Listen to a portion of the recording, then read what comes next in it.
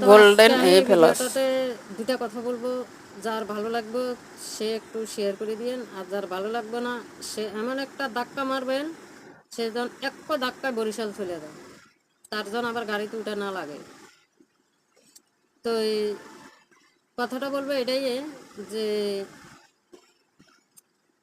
গরিবকে ফকিরকে কেউ অবহেলা করিয়েন না।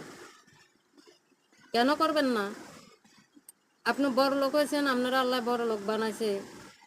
আল্লাহ কিন্তু আপনারা সৃষ্টি করছে যে মাটি দিয়ে, আমার মতো ধরেন আমার মতো গরিব মানুষেরও সেই মাটি দিয়ে সৃষ্টি করছে। অন্তত এই কথাটা মনে রাখে আপনারা গরিবকে অবহেলা করবেন না।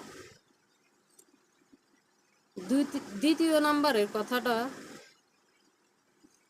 আপনি শিল্পপতি কুটুপতি যে শাড়িটা পরে যে মাটি